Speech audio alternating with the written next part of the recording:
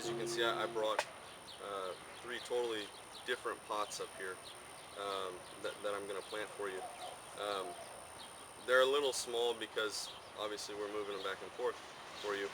Um, but the size of pots that I like are about tall as this table and about half of the table wide. I think a larger pot is better than having 5 or 6 really small ones.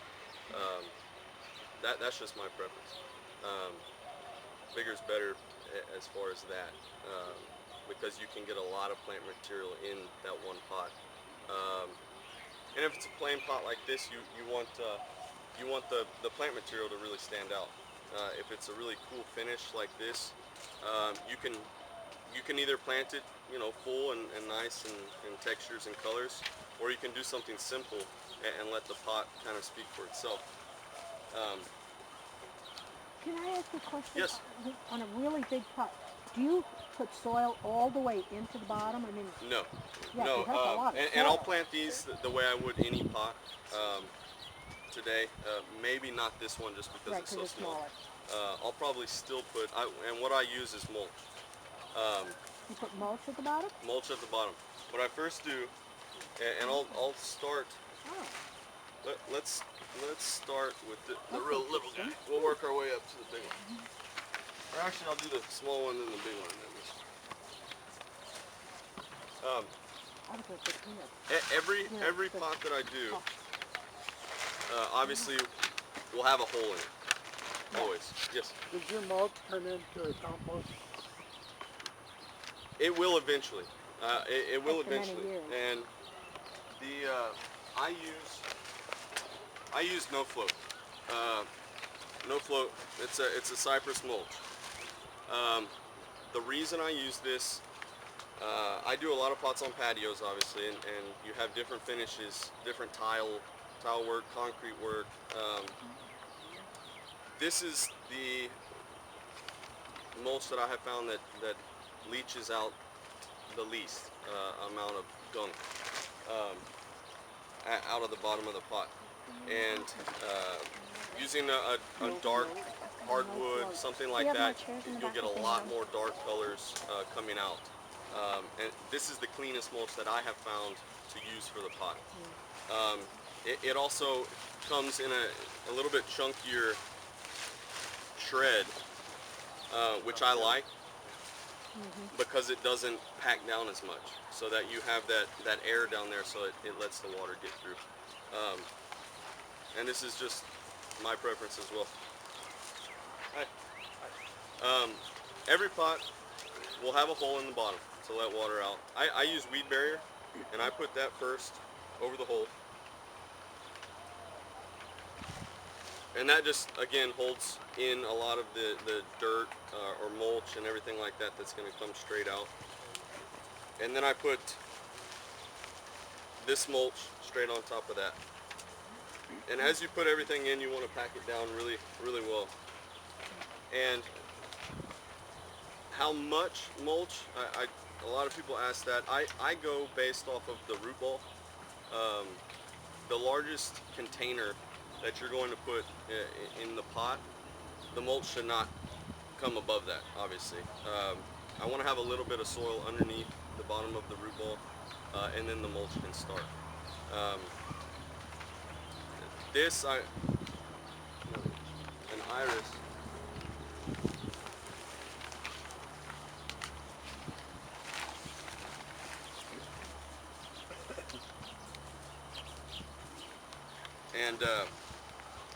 and so this is a 1 gallon. So it's going to go about to here, inside the pot. So I don't want to get that mulch up anymore. So I have plenty already.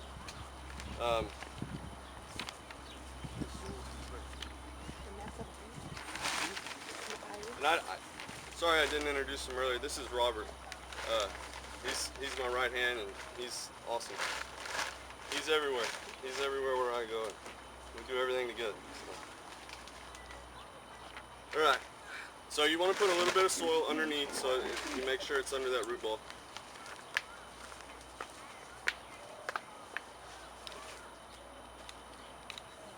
And when roots are in the pot like this is another question I get quite a bit. I call it tickling the roots. You want to break this up a little bit. You really do. When it's confined into that container, you really want to work it up good so that they're nice and loose, so that root can establish itself faster in the pot. So taking off a little bit of this is not going to do damage to the plant. So you want to get those loosened up so that they can start growing as quickly as possible. This pot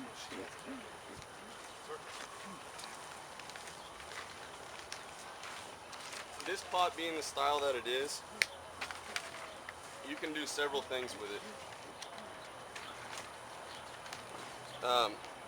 You can plant it in the center and do color all around, and I base it off of where it's going to be placed in your home. If this is going to be maybe on a tabletop or on a column, you would want to plant this all the way around, because visually it's going to be seen 360 degrees. If it's going to be up against a wall, you would want to move it back and then level it down this way towards the front. I'm just seeing how I'm going to plant it. Okay. So I'm going to plant this pot as if it were going to be under a patio, back against a wall. So I'm going to plant this in the back. And please, if y'all have any questions at all, just interrupt me. And What plant is that? this is an iris, Oh, I thought that's what a you butterfly iris, the African iris.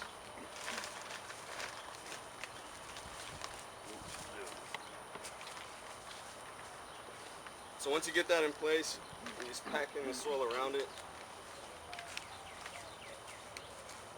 But keep in mind, you want to leave enough space for the root balls that are going to be placed around it.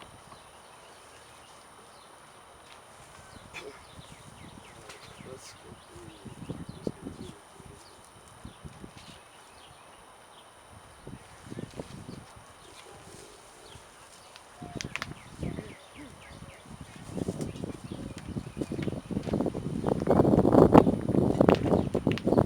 Okay.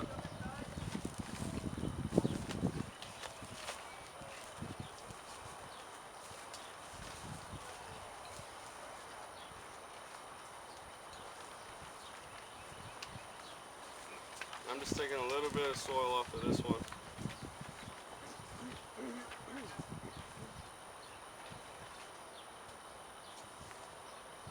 Normally I would put a 4-inch in here, but it's got a little bit bigger right now.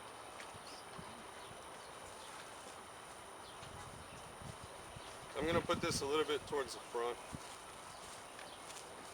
and make sure it's angled out so that you kind of widen the look of this.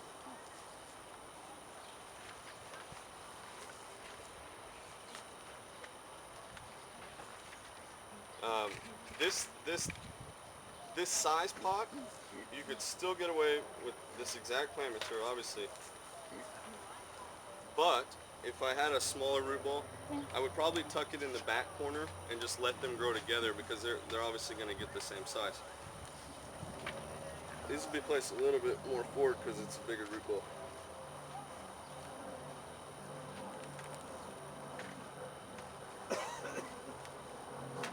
Okay.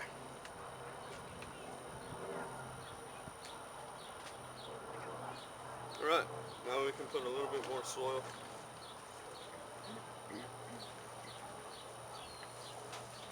in here. Now, in the front, obviously we can put, I want to put a nice color so that it really draws your eye in. But if you look here in the back, having the evergreen here with these just to the front has a pocket right here on the back sides, which allows you to put another piece of color if you're going to see it from the sides, or you can do rock. this pot, I love the color of this pot. And since it's back against the wall, it's kind of unnecessary space here. Um, I like to use Mexican beach rock, and I'm sure y'all probably seen this somewhere. I like to use this in the back because it goes really well with the pot, and it serves another purpose of keeping that soil in when you're watering. You don't want that soil to come out when you're watering, overflowing. And it gives you one more texture to the pot that looks really nice.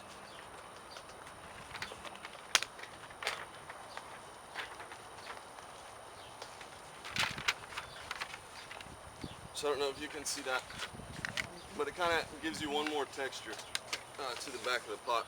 Kind of gives it a finished look. Okay, for the middle, I'm just gonna put a little bit of color. And these are begonias. These are bronze leaf begonias. Bronze leaf can take shade. They like a little bit of sunlight per day, a few hours of sunlight. The green leaf take obviously more shade, no sun. But the bronze leaf can take some shade.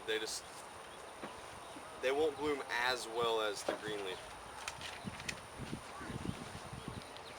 So that'll be placed right in the center. And then what's cool about the caladiums is you can kind of pull them around and stretch them a little bit to kind of fill the area. And then I'm gonna use a couple more rocks. Very simple, but there's a lot of textures going on. With a really cool shape like this to the pot, you want the pot to stand out. And the white really makes the pot, but the pink in the front stands out as well. And then the rock gives you that third texture that I think really stands out as well. So that's the first one. This would go well where? Inside in the... This would go well under a patio, Okay. or in a shady backyard. bright light. With bright light. Yes. You said that the flowers need sun, but the others don't. How do you get an area? This flower can take shade as well. Will it bloom? It will take a little bit of shade. Will it bloom even if it's not in the sun? Yes. It will. Yes. Now, how long will that last as a... Right. Because those will eventually outgrow the pot, or some of them will die. Mhm. So how, The butterfly iris will be your evergreen, Right. especially if it's in a protected, shady backyard. It shouldn't have a problem with the freezes. The annual, the begonia in the front, obviously you would change out and the bulbs would die back. So the bulbs, you could let them come back up, or you could take them out and redo the pot to your liking. What's fun about a pot that size is it's easy to kind of take things out and put things in because you only need a couple of them.